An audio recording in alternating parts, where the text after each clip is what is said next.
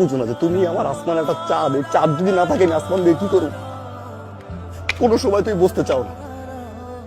আমি তোমাকে বুঝি না, আমি তোমাকে বুঝি। তোমার ফ্রেন্ড তোমাকে হাক দিতে পারবে, আমার ফ্রেন্ড আমাকে হাক দিতে পারবে না? আমি তো তোমাকে কখনো কিছু বলি না।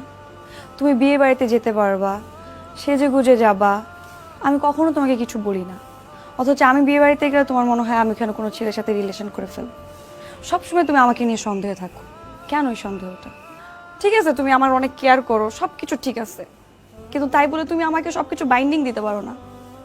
আমি যা করি তোমার জায়গায় তোমার রিপ্লেসমেন্ট অন্য কাউকে আনবো না কোনোদিন।